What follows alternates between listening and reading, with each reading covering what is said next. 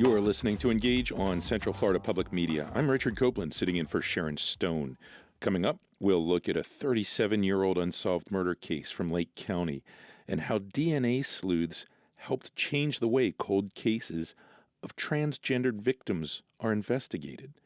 And later we'll meet the head coach of the Orlando Valkyries, the Professional Volleyball Federation team representing the City Beautiful. But first, a pair of bills are working their way through the Florida State House that would change the rules for working teenagers. Central Florida Public Media's Joe Mario Pedersen took a deeper dive. The Fair Labor Standards Act of 1938 set federal baselines for what constitutes acceptable working conditions for youth under 18, laws that prevent kids from operating dangerous machinery like meat processors or working on rooftops. Many of the regulations deal with scheduling and school times. Kids under 16 are not allowed to work certain hours during the school year. States can bolster these protections, as Florida has over the years. For example, state law mandates that minors under 17 cannot work more than 4 hours in a row without a break. Now, the Florida Legislature is looking to follow the lead of other states like Arkansas, New Hampshire, and New Jersey, which in recent years have loosened state laws that regulate the employment of minors. Florida Senate Bill 918 was filed by GOP Senator Jay Collins, who represents a large swath of Tampa. The House version of the bill was filed by Monique Miller, a Republican representing a healthy chunk of Brevard County. If passed, the bills would allow children as young as 14 to work overnight shifts, even on school nights. Current Florida law caps nighttime work for minors at 11 p.m. on school nights. The new law would also allow employers to schedule kids for more than 30 hours a week, scheduled during school hours, and eliminate mandatory breaks. The effort to roll back youth labor restrictions has the support of Governor Ron DeSantis, who touched on the topic while speaking at an immigration roundtable last week. Why do we say we need to import foreigners, even import them illegally, when teenagers used to work at these resorts? College students should be. The bills have both labor advocates and educators concerned about the impact these laws could have if abused by exploitative employers. The Florida Policy Institute is an independent, nonpartisan nonprofit advocating for improvements to economic equality in Florida. Earlier this week, they offered testimony before the Florida House Industries and Professional Activities Subcommittee that this bill would be harmful to the development and education of Florida's youth, saying, quote, over 83,000 of Florida teens aged 16 to 17 already work, and 72% of those teens are juggling work and school. Meanwhile, our absenteeism rate is at its second highest level in 15 years. Holly Bullard is the Chief Strategy and Development Officer with the Florida Policy Institute. I spoke with her earlier this week about these bills, and Bullard began our conversation by speaking anecdotally about her experience working in her teenage years. I worked at a cafe and a mom and pop shop when I was 15 and 16 and had a lot of support there, but there were limitations, right? That mom and pop small shop could not schedule me for over 30 hours during school. I was able to keep that to a minimum so that I could invest that time in education and commit myself to education. And that's what you hear over and over and over again from teens today, is that they see the current laws as just what needs to be, right? And that they are just fine being able to get a part-time job and balance school under current law. And especially when it comes to their own parents' businesses, if their parents have a farm, there are these carve-outs for younger children. But I mean, let's be clear here that going back to previous generations, early 20th century child labor is very dangerous, right? In terms of just being able to not have the eyes on these kids, in terms of some of the children not being able to have adults take care of them or be protected against exploitation. Holly, is it overly speculative to suggest that these protections are being removed because of the worker gap that is being created by President Donald Trump's deportations of undocumented residents? I don't think it's speculative per se. I think that there are politicians in our own state who have made this connection. The governor also pointed to the need to look for teens to fill a gap. But honestly, I think it had to do with more of the labor shortage post-COVID. If we all remember we were in a kind of a tight labor market that added a lot of power to labor, to working people in 2021, 22. So you saw wages tick up and then this push for finding more labor and some more low-wage labor. we've been talking about a bill, but of course, we're really talking about two bills. Senate Bill 918 and House Bill, the companion bill 1225, of course. And I wanted to ask you, just as far as those two bills go, if they were to pass, who benefits directly from that? Honestly, some employers, but I don't think all employers would fall into this bucket. It would be unscrupulous employers who would want to overschedule young people. That's all that these bills allow at the moment is either to overschedule kids beyond 30 hours a week during a school week. In the Senate at the moment, it's there's no curfew, so overnight. And both bills take away currently the mandatory break that a youth, a minor, has to have every 8 hours. Last year, we moved it from it went from 4 to 8 hours. So we saved it for a kid for 8 hours that he gets a break. And both of these bills take away his lunch break. I don't know who that benefits other than an unscrupulous employer. Now, I hope the scrupulous employers and all well-meaning people who want to preserve the balance and who say, I'm not going to leverage this. What do I care, Holly? Well, it absolutely impacts our entire community when some of our most vulnerable kids are essentially preyed upon by unscrupulous employers who can overschedule them and have just overwhelming amount of exploitation in the community. There's no purpose for this bill outside of that. And the only person who would benefit from an amendment that the sponsor in the House today said that it was came at the request of Senator Randy Fine that he asked for it to be amended to reduce the age to 13 for work. Okay. The only people who would actually fit that bill, because the federal government says you can't work under 14 outside of certain occupations. The vast majority of that is agriculture. So, what are we talking about? Is 13-year-old kids to fill the gap for a labor shortage for farm and agriculture work in Florida.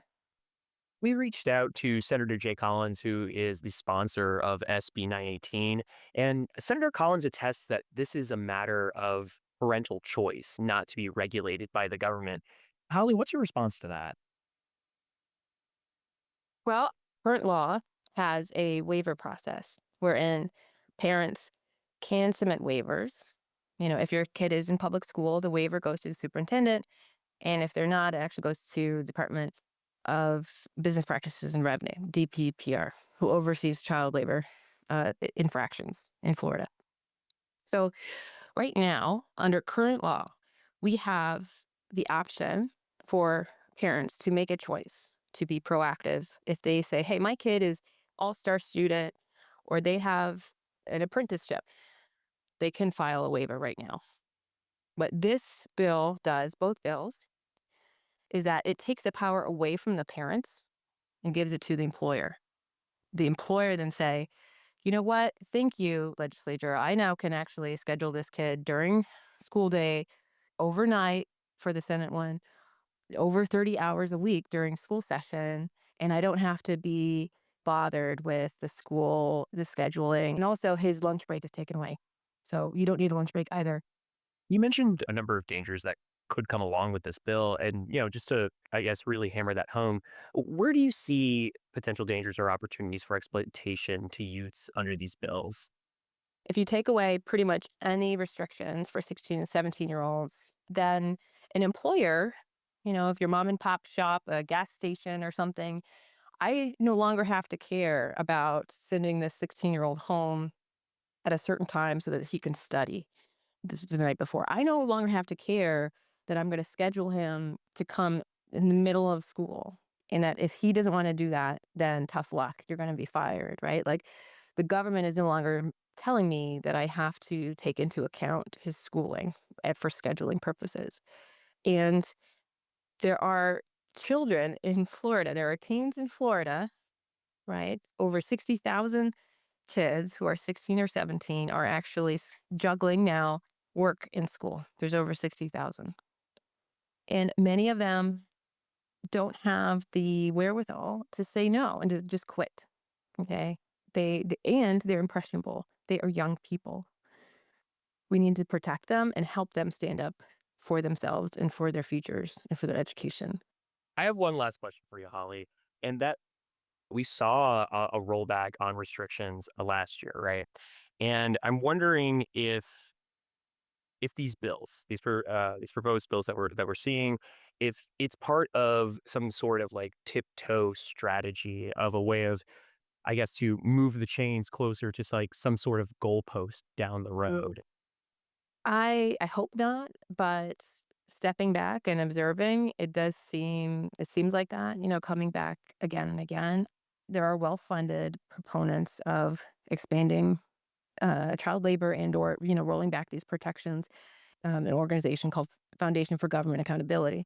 There was actually really good reporting last year and records requests that just showed FGA actually wrote the bill.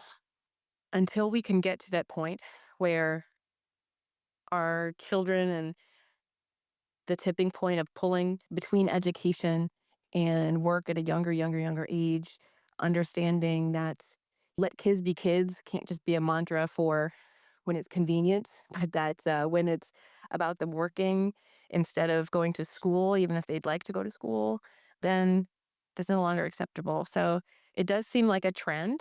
This is something that is not just Florida. This is across the United States, and that we've seen a lot of that, too before, right? As things happen in Florida, it also starts to domino in other states as well, or federally. And so this isn't just about Florida. This is about, how do we treat our children and preserve their future and allow them to be kids and to have that development time for their brain and to devote the appropriate amount of time to their studies and to growing into the adult that they will become. That's Holly Bullard with the Florida Policy Institute. We invited both Senator Jay Collins and Representative Monique Miller to join us to discuss their bills. We never heard from Miller's staff, but we did get a written statement from Senator Collins' aide that said, "This is about trusting parents, not government, with decisions about their own kids. This bill gives families the freedom to decide when their teenagers can work while still keeping basic guardrails in place.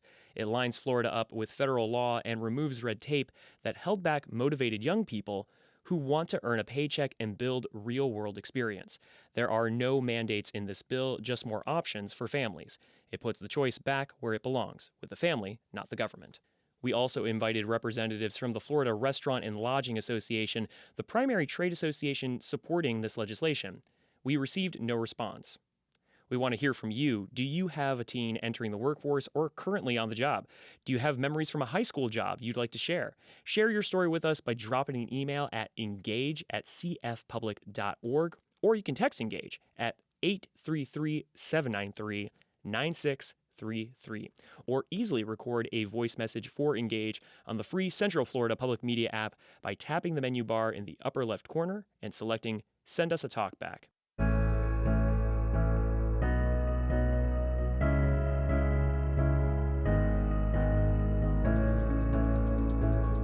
Ahead on Engage, the Lake County Sheriff's Office spent 27 years investigating the death of an unknown woman found by the side of the road. We'll learn how a DNA profile turned the case into a primer on investigating crimes against transgender victims. You're listening to Central Florida Public Media. This is Engage.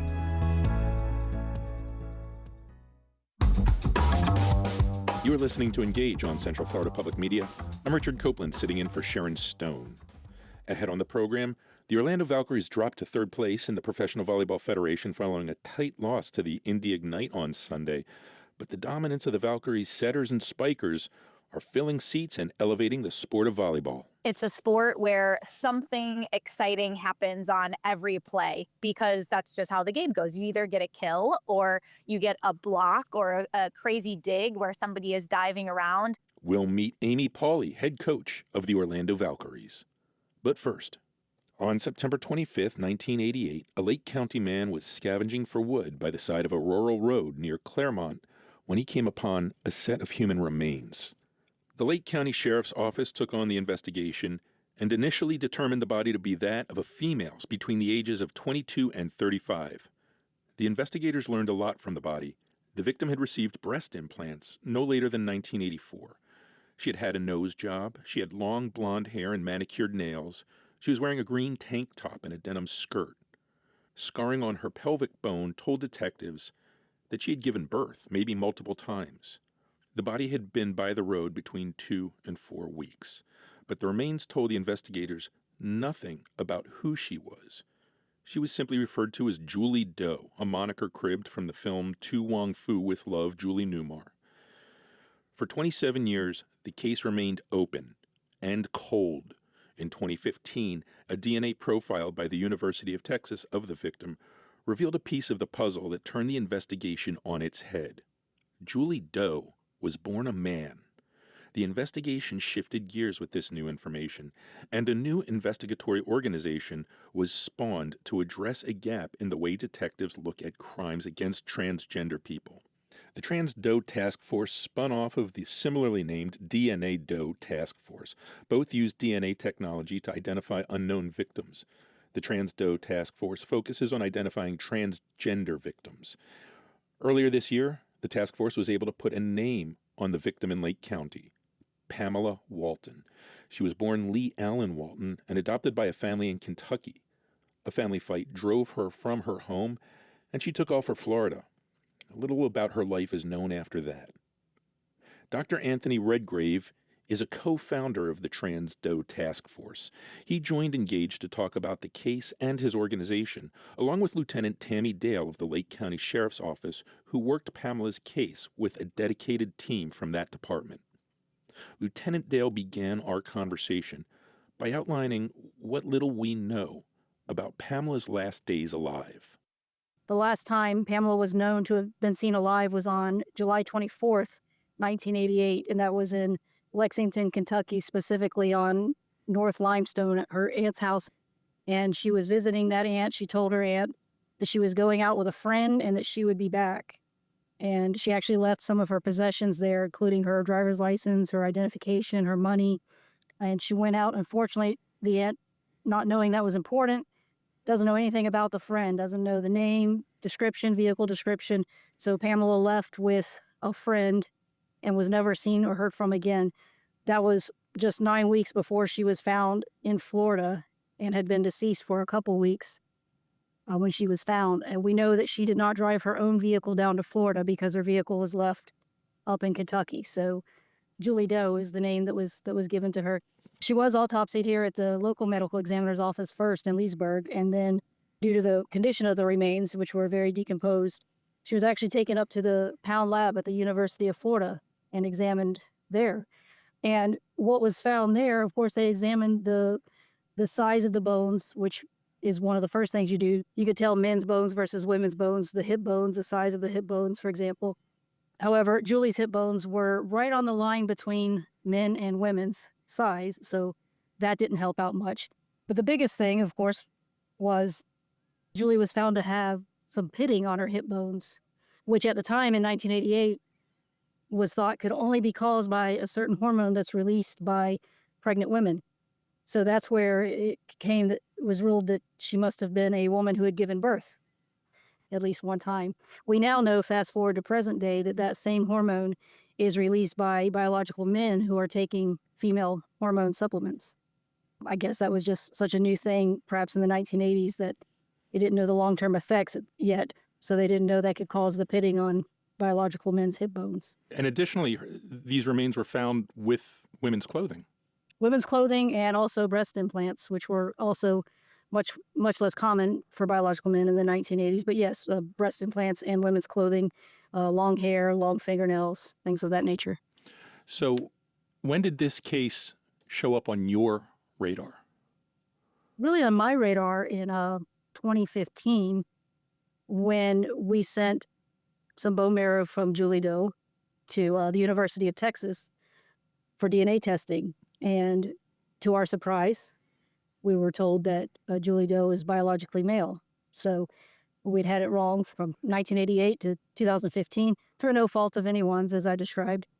Entered into NCIC, FCICE as unidentified remains as a biological female. So we had been looking for a missing biological female for all those years. So with that piece of information, how did the investigation shift gears? Well, not only did we have to change in all the missing persons or unidentified remains databases from biological female to biological male, transgender, but it kind of rocked our world a little bit because we put ourselves in the shoes of whoever Julie Doe's family is, and who are they looking for? Are they looking for their biological brother, son, and they don't know that he was transitioning to a female? Or are they looking for him as a transgender woman? Who are they looking for that's missing? And how do we get that word out? It's almost like we're looking for two different people and we don't know who the family's looking for, if that makes sense. Dr. Anthony Redgrave, you're co-founder of the Trans Doe Task Force. You hear Lieutenant Dale talking about some of the obstacles, some of the challenges the Lake County Sheriff's Office faced in investigating the identity of Pamela Walton. Talk about those challenges, those obstacles, and how they led you to help to develop the Trans Doe Task Force. When we founded the Trans Doe Task Force, it was asking the question that led us immediately to Pamela's case was, what would it look like if a transgender person was reported missing or found unidentified? How would that case be handled? And how many would there be out there? Well, when we started looking, we found many that we thought might fall under that, but the most obvious was Julie Doe, was Pamela. We were expecting to see something along the lines of people finding remains that were assigned male but found wearing clothing socially coded to the opposite gender. And we figured that they would be listed as a missing John Doe in spite of that information. Julie was surprising to us because of having been classified as female, and the reasons why were very, very interesting to us. And we learned a lot about the progression of anthropological estimations and how criteria have changed. And we haven't encountered another case similar to Pamela's case since. It's been more of what we expected of finding remains being listed as their assigned sex and being looked for under their assigned sex. But when we found the effort over the decades that was put into Pamela's case, it was really heartening to see the effort and the knowledge that was being applied to working on it. So we knew that we needed to reach out and offer to help because this is obviously being worked by people who are doing their best and not deprioritizing her because of her transgender status. Anthony, you mentioned some of those markers, like clothes, that help to identify the potential that this unidentified victim is transgender. Talk about some of those markers. What are the red flags that tip you off that say this victim might not be cisgendered? Let's say we find somebody who's assigned male and then found wearing feminine clothing or long hair or fingernails, or sometimes depending on the area that they're found in and the time period, there might be specific kinds of jewelry or tattoos or something that are common among the queer community that we'll be able to know through our own research. And also things like the cause and manner of death are also things that we note. So if there's some clues that a person was dressing differently than their assigned sex, but then also they've been the victims of overkill, like far more force than is necessary to kill a person, often around the face because of depersonalizing and dehumanizing someone for hate-based bias. It's often a combination of things, and our organization will always rule people in rather than out so we don't miss anyone, with the knowledge that some of the cases that we're looking at will likely be cisgender people, but may have been deprioritized or not investigated effectively due to being miscategorized. Tammy, I want to go back to the investigation into Pamela Walton's identity. The DNA research trickled out more and more info about who Pamela was it was almost a decade between the discovery of her gender and her identity. That focus narrowed her DNA to reveal more and more about her, about where she was from. Tell us what you were able to learn about who Pamela was from the genealogical research. The first step in any investigation of a deceased person or a homicide or of a death investigation is to identify the person if they haven't been identified. And now in 2020 hindsight, when we look back, knowing what we know now about Pamela, so many hurdles in identifying her from beginning to end. And near the end, what we now know from genetic genealogy, by the way, this case would not have been solved without that. For one reason, Pamela was never reported missing by her family. So we could look at all the missing persons databases that we wanted to. She wasn't in there. So we never would have found a match without the help of genetic genealogy, without the cooperation of her biological family providing their DNA. And the reason I say biological family, she was adopted. That was one of the things that we found out once we were getting close to identifying who she was. In the last few years, as the genealogists were narrowing it down, they were able to tell us that her family tree came from Kentucky. So we knew that. We knew that her ancestors hailed from the Kentucky area. And that is, in fact, where it ends up that she was born and grew up and lived. And ultimately, we found out that, as I mentioned, Pamela was adopted as a young child or as an infant. So she actually had at least 2, if not 3 name changes in her life. So that complicated matters, if you will, because she had her birth name. And then as she was adopted as an infant, she was named Lee Walton because she was, of course, biological male when she was born in Fayette County, Kentucky. And then when she was, I don't know exactly when she changed her name on her birth certificate, after the age of 18, I believe, changed her name to Pamela Lee Walton, who we know her as today. So name changes and adoptions, that clouds all the issues when we're trying to go back through 40 years of adoption paperwork and birth certificates and trying to figure out who someone is. But we know that she grew up in Carlisle, Kentucky, which is in Nicholas County, Kentucky. Anthony Redgrave, Tammy said something that struck me, that Pamela's family never reported her missing. Is that a consistent trope in these investigations? That is unfortunately very common. A trans person is more likely to be estranged from their family than anyone else, often not by their choice. What we're unfortunately very used to seeing are transgender people who are disowned, who are kicked out of their houses, who are even threatened or abused by their family of origin. And then they end up relying on the support of their community, of their chosen family, or turning to finding ways to maintain their own survival that are unsafe.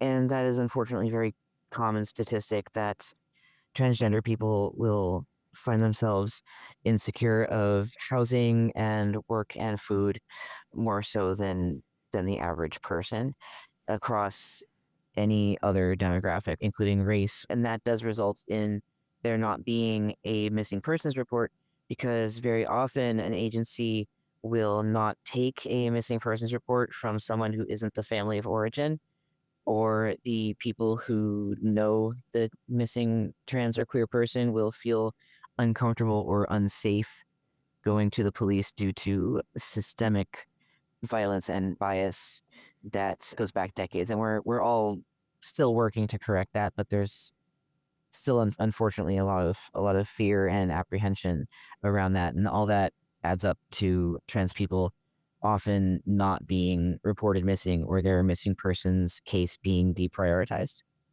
One of the tools that's been successful in recent years in identifying unknown subjects is using social media. But in attempts to use social media to identify Julie Doe, you found obstacles. Well, the thing with that is, I can't really speak on the full experience of the DNA Doe Project team, because me and my partner were the original team leaders on the case. And at some point, first off, we unfortunately had to leave this case behind when we started our own organization and left the DNA Doe Project. But as I understand it, later on, the social media posts about her case asking for community support to help get more samples into the database for comparison. Those posts were taken down and blocked by Meta, and it happened more than once. I don't fully know all of the details, but that is likely to be something that we'll see more of given the stance of the current administration. So that's likely to cause issues with other trans cases. It's already causing issues with missing transgender people, especially trans youth As who are being reported. Yeah. the Department of Justice has forced the National Center for Missing and Exploited Children to remove all references to transgender people from its public records. I mean, that has to have an impact.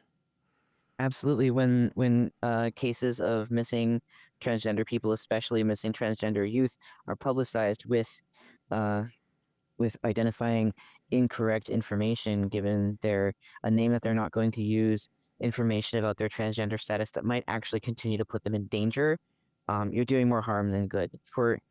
Especially in the case of children, because um, people will continue to be predatory, even looking at a report of a missing young person. So if you're giving information that shows that they are vulnerable, they can be targeted even more so than average.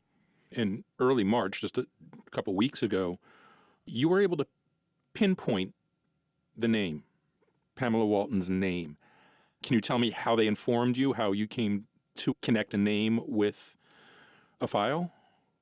We were contacted via email approximately a week before the public announcement was made so that we could prepare our own statements. And also just that we had previously led the case and left it in very capable hands. We were able to get the news ahead of time and plan accordingly for how we would handle things. Because on our end, on our back end, what we have to do is a lot of not only uh, publicizing things in a respectful and correct manner that prioritizes the person's lived name and identity. We also have to monitor for, hate-based comments that are harmful, that should not be seen by the public, let alone any family or chosen family that survives. Tammy Dale, let me ask you. In March, a name is revealed, an identity is connected with these remains that were discovered in 1988. How did you find out, and how did you feel? What was that moment like for you? Well, we knew at least as far back as about December, not 100%, but we knew that we were getting pretty close.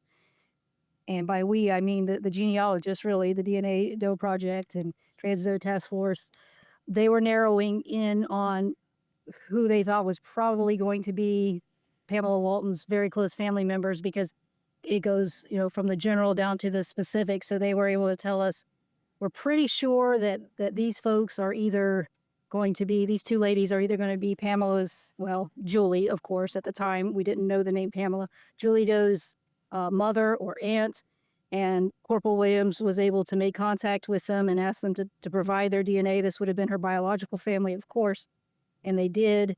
Her biological mother was deceased. So the aunt provided the DNA, which told us, okay, this is the sister of her biological mother. So this is her aunt. And then a few other family members, just to kind of seal the deal. A half sister provided her DNA. And that started really back in December. And I'll use a Christmas reference. It's December. It's like opening a Christmas present on a Christmas morning as a child. I had been working on this case since, like I said, about 2015, so 10 years. And I felt like I knew Julie, and it was a dream of mine to always finally give her an identity, her name back. And that was coming to fruition. I didn't know that it would ever happen. I felt like the only chance was probably the genetic genealogy, and that is in fact what finally did it. So when we got the phone call that, hey, this is her biological aunt, her sister who's deceased was her biological mother, and then the genealogist started helping us dig into public records to try to get, her actual name, because now we knew she was adopted, to try to find her name. And then it just started to go really quickly and snowball from there. And the reason it didn't come out till March, we had to really tie those loose ends and cross those T's and dot those I's. We didn't want to release something prematurely, even though we were 99% sure, and then have to take that back and say, oh, I'm sorry, we got something wrong. It's not really, she's not really identified. So digging through public records and adoption records and finding birth certificates is what really took most of that time. The DNA coming back is a pretty quick process, but I mean, it was like meeting an old friend, I guess. Do you have closure to this case, or are there still? We still don't know what happened. We don't know what happened, so not totally.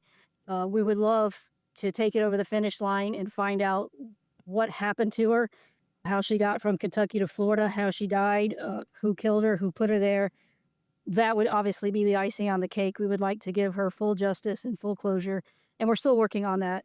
Identifying her was obviously the first step. I think it was the biggest step, but her case isn't closed at the Lake County Sheriff's Office. It's still an open case because now it's an unsolved homicide instead of being an unidentified person and an unsolved homicide. Thankfully, we've identified her, but her homicide is still unsolved, so it's not a closed case. Anthony Redgrave, we talked a little bit about, geographically where Pamela's from, a little bit about her adoption record. Do we know anything about who the person was, who Pamela Walton was as a person? Is there any way to give her an identity that's more than just murder victim from 1988? There's certainly ways to give her that identity to find out more, but we have not gotten that information yet. It will really take chosen family stepping forward and people who knew her in her daily life, because that's true of any case. Like, we're able to get a name and legal identity, and whatever public information is available. Like, sometimes there'll be publications in a newspaper about people if anything interesting or poignant has happened in their life. Sometimes there'll be a local newspaper piece. But as far as like getting to know the person, that really relies on getting information from the people who really knew her, and they haven't come forward yet. Knowing that she was last known to be in Kentucky and not in Florida, from our standpoint, from our ability to access archival information such as queer history archives, that makes it a little different. There's a significantly smaller, less vocal queer community in Kentucky than there is in Florida, say, like, in Orlando. Gay Orlando in the 80s was very active. And so when we started looking at this case, we expected to find information about her in the queer history archives. And, we kept doing that. Like, while the genealogy was going on, and even while we were still working on the case, we would keep going back to that, hoping that we'd find someone who looked like her or some information about somebody missing someone, because people would have posted that in zines and taking care of their own. So we're hoping that someone who knew her will come forward and give us that information, but we don't have it as yet. All we know is that she was estranged from her family, legally changed her name to Pamela, and sought medical transition, which is really impressive for the time period. That was highly uncommon for a transgender person to progress that far in their transition, especially at a young age. So that's what we know. And that at least is a positive. That tells us that she was taking care of herself. She was living her truth in that regard by whatever means she was able to do it. So that at least is one aspect that we do know. Dr. Anthony Redgrave is co-founder of the Trans Doe Task Force. Lieutenant Tammy Dale is with the Lake County Sheriff's Office.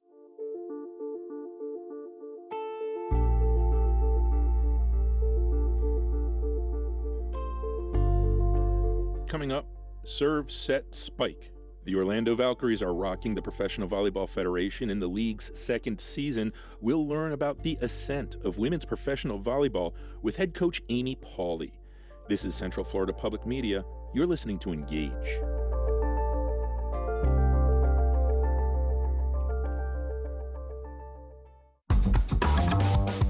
You're listening to Engage on Central Florida Public Media. I'm Richard Copeland, sitting in for Sharon Stone. Taylor keeps him in the point for the free ball. Foster dug.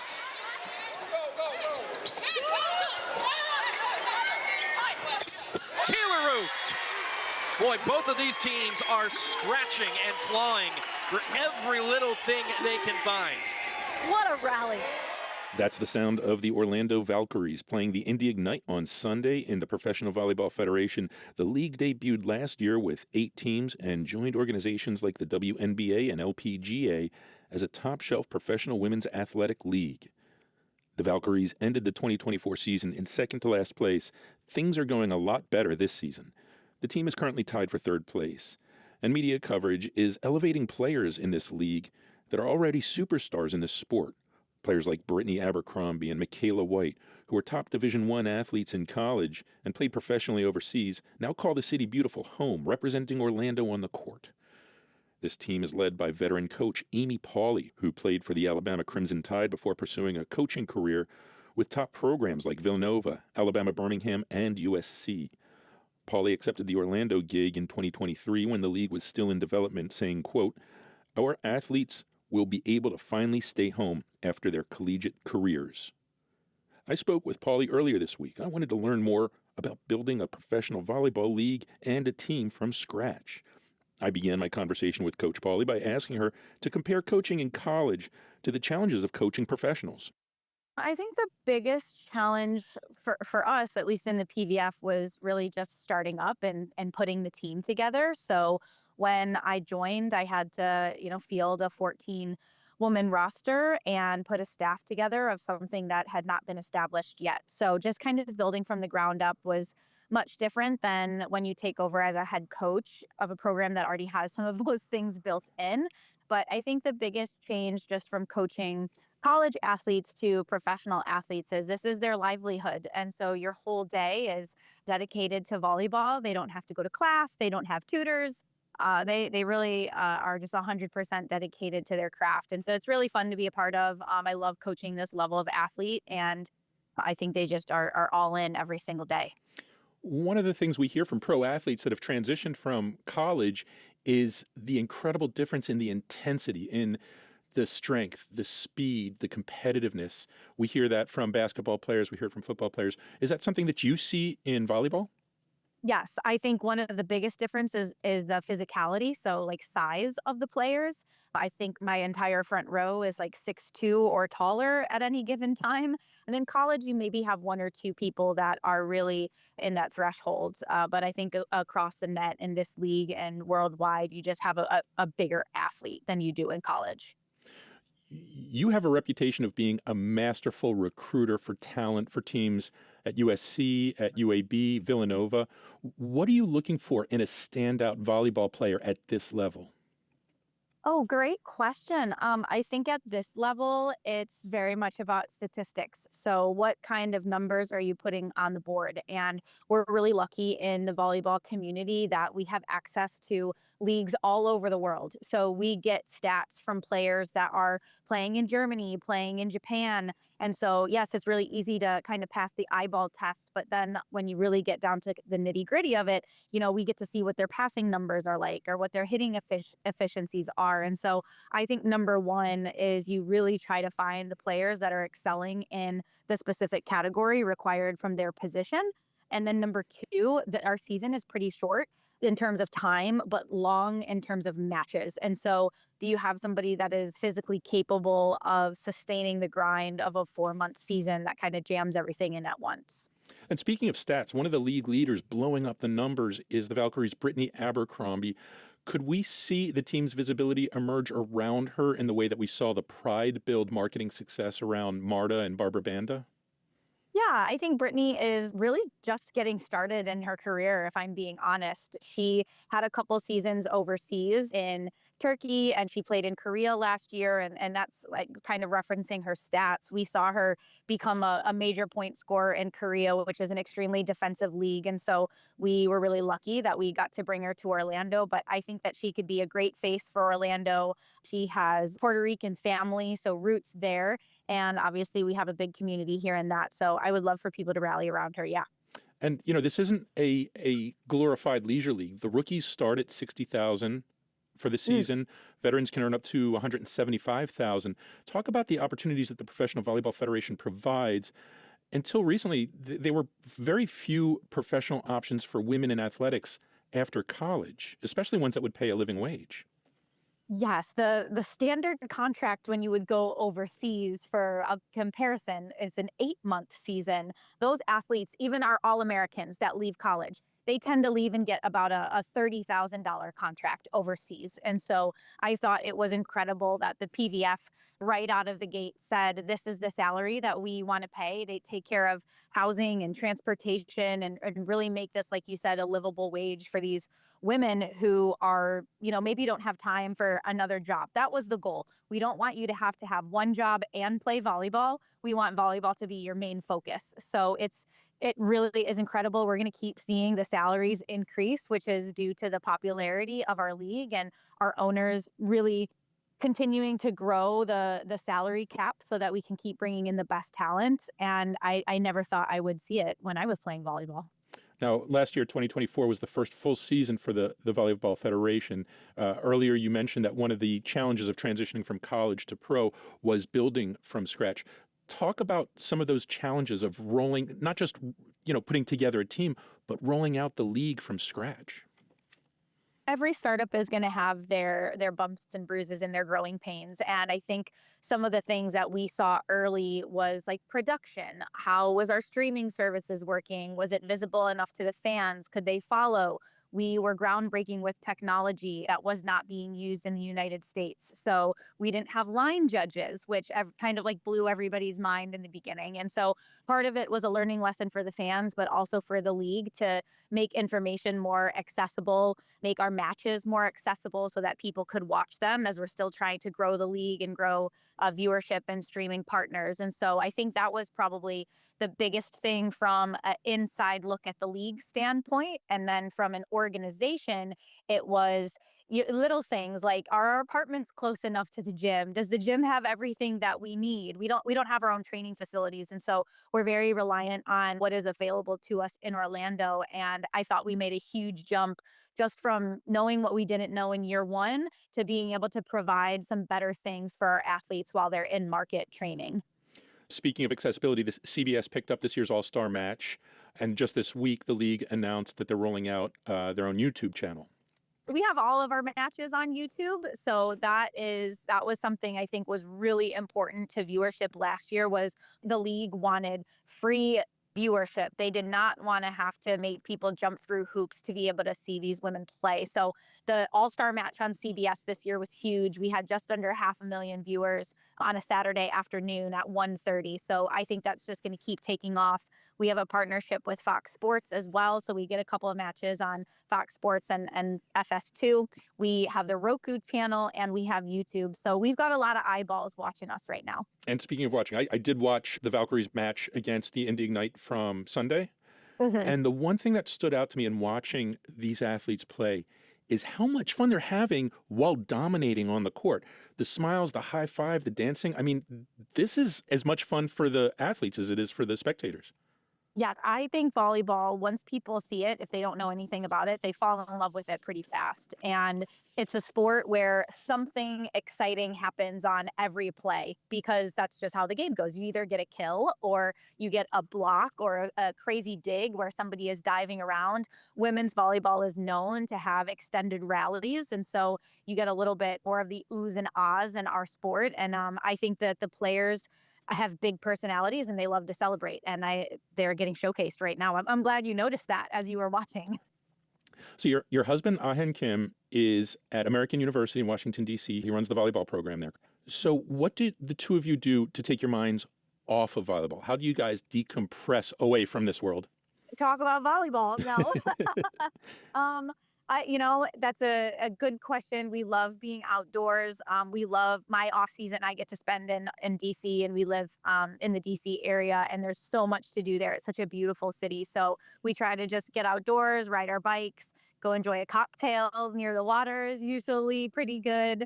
But really, when we're here in Orlando, our season is nonstop. So we do give ourselves, though, at least last year and this year, one park that we have to go to for Disney every year and just check it out. Amy Pauly is head coach of the Orlando Valkyries, our hometown team in the Professional Volleyball Federation. Their next match is Saturday at the Omaha Supernovas at 7 p.m. You can stream it online. We'll have links at our website, cfpublic.org.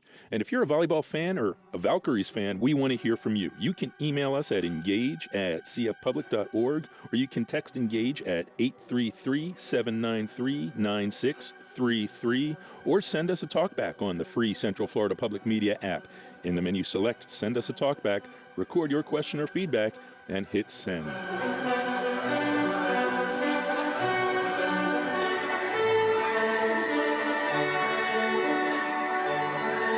And that does it for today's edition of Engage. Join us next week as we travel to Lakeland to meet Jim McFarland, proprietor of a fourth-generation shoe repair shop, keeping Polk Countyans strutting in style. All of our shows are available on demand at cfpublic.org. I'm Richard Copeland, sitting in for Sharon Stone. Thank you for joining us. All Things Considered is coming up following NPR News.